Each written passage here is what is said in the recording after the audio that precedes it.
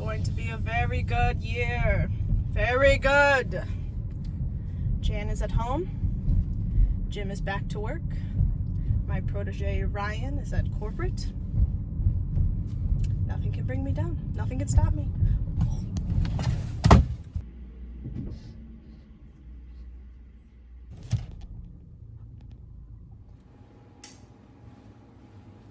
Ladies and gentlemen, I have some bad news. Meredith was hit by a car. What? Where? Happened this morning in the parking lot. I took her to the doctors where they tried to save her life. They did the best that they could. And she's going to be okay! Michael, what is wrong with you? Why did you have to phrase it like that? Is she gonna be okay? Yes. She has a slight pelvical fracture. People survive far worse. Did you see who did it? Yeah. Kind of a good news, bad news situation with that. I was able to be on the scene so quickly because I was in the car that hit her. Well, who was driving the car?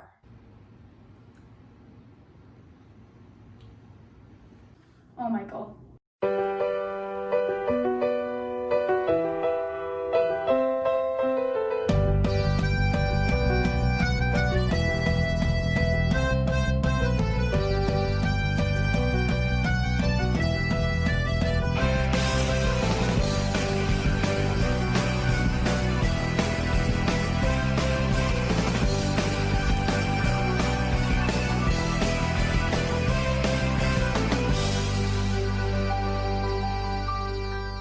We need to start taking workplace safety more seriously. Dwight started a fire that caused Stanley to have a heart attack, and now you've run Meredith over with your car. I think it's time we brought in a professional. Aren't you supposed to be the professional? Well, I was thinking of bringing in an occupational therapist to assess our workplace for other potential hazards and educate us on how to prevent injuries. Why would we need to bring in an occupational therapist if we already have jobs? So in lieu of what happened last week with Meredith, I contacted an occupational therapist to come in and speak with you. For that introduction, Toby. Hi everyone, my name is Miranda. I'm an occupational therapist who's working with Meredith on returning to work. Occupational therapy plays a really important role in working industry, and I have a video that I'm going to show you guys detailing the importance of it. Occupational therapy practitioners promote success in the workplace by improving the relationship between the person, the job tasks, and the environment. Occupational therapists work with employers and employees to adapt or modify the environment or task, facilitate successful return to work after illness or injury, and help prevent illness or injury in order to promote participation, health, productivity, and satisfaction in the workplace. Occupational therapy practitioners also provide services related to ergonomics, accessibility, the aging workforce, and workplace health and wellness issues. The populations we typically work with are individuals suffering from neurological disorders, those who have experienced an injury affecting their physical abilities, individuals with sensory impairments or loss, including vision and hearing.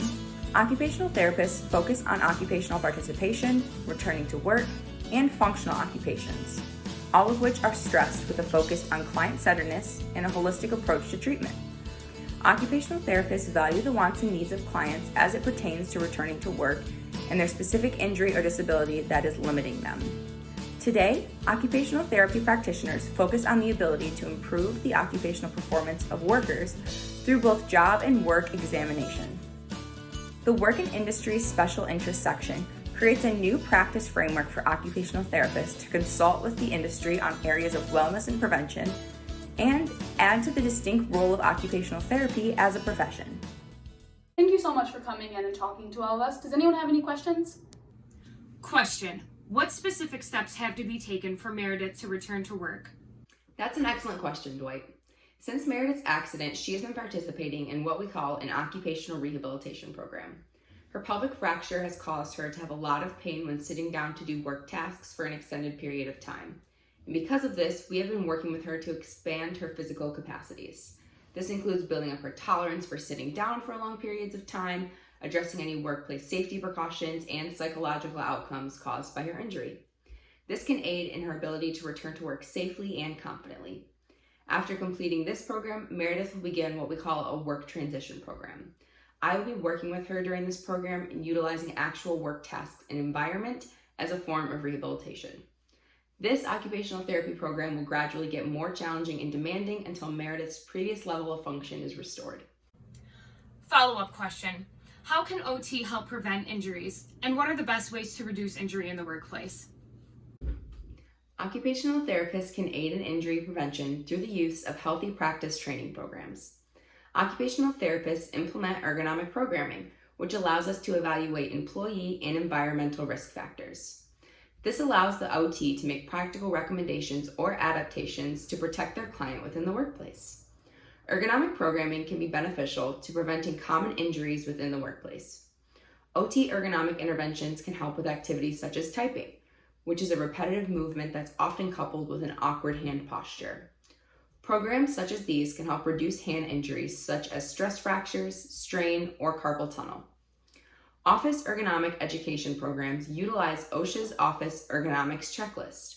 This focuses on office workstation configuration to ensure the best practices are utilized to prevent injury. How can we make sure that we continue to have access to these programs and services? That's an excellent question. There are many ways that you can get involved with advocacy, such as talking to your boss or supervisor about the importance of reducing workplace injuries and promoting the overall health and wellness of employees. You can offer statistics and information about the benefits of implementing programs, such as workplace injury prevention programs, ergonomic assessments for computer workstations to decrease both repetitive motions and musculoskeletal disorders, as well as stress management programs. You could also implement an injury prevention team within your office. As the safety czar, I think I'm well qualified to head an injury prevention team. We can make flyers and hang them around the office that stress the importance of safe body mechanics and ergonomics in the workplace. We can incentivize safety and injury prevention by setting goals and keeping them for a set number of days. For example, if everyone in this office can go 100 days without an injury, I will personally reward each and every individual with 1 Schrootbuck, even Jim. Or, since Schrootbucks didn't work last time, I could just bring in some beet salad or any other beet-related food item. Those are all excellent ideas, Dwight. You could also go to town hall meetings and advocate for greater involvement of occupational therapy within work and industry. Miranda, thank you for coming in and enlivening us. Thank you all so much for having me. I hope you've been able to learn today about the importance of workplace safety, the role of occupational therapy within the workplace, and how to advocate for improving overall safety within work and industry.